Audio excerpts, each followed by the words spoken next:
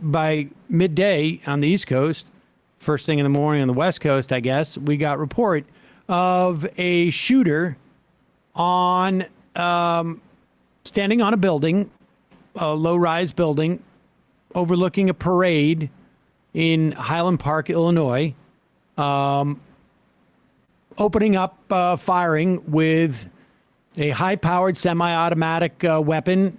You can hear, I'm sure you've heard the videos of, and I want to play clip number, the father, the number, and firing on parade watchers. Apparently, this is before the parade actually reached the area in which the shooter was firing, and killing 6 people, at least 30 injured, and they have apprehended someone they believe is they call a person of interest at this point, 22-year-old Bobby Cremo. White man, Bobby Cremo. We don't know too much about that person, and we don't want to get out ahead of things. There's some social media suggesting that maybe he's attended Trump rallies, but we just don't know. And in terms of like giving any insight into the motivations. But really, the point is, and as far as we know, the gun was purchased legally. That was what the mayor of Highland Park said. The mayor also was aware of this person of interest because his father ran against her in the mayoral race. But the really, main takeaway from this is, there is no safe place when you inundate a society with guns. This is inevitable. And the more guns, the more inevitability of this.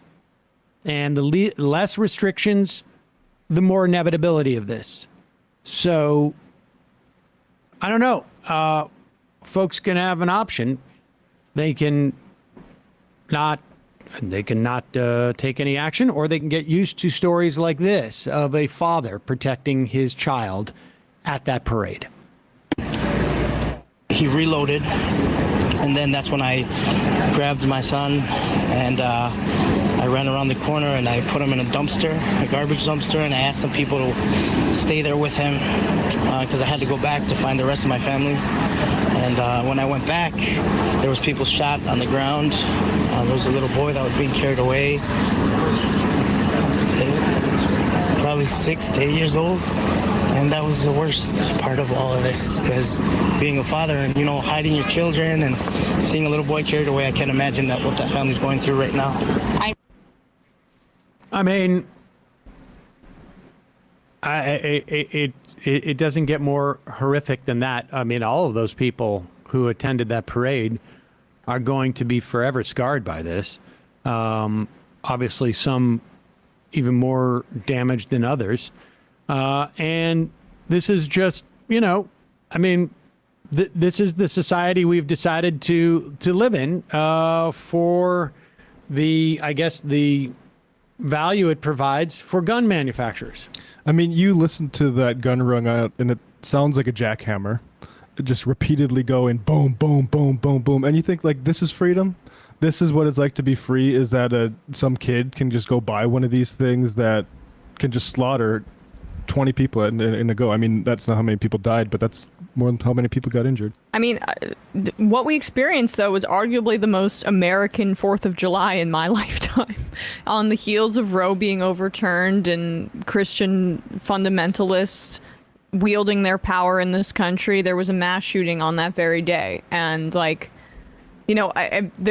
it's not to trivialize it in any way. It's incredibly sad, but it's also to be expected based on the power that the right has seized in this country on the gun front, and then, of course, on the abortion front as well.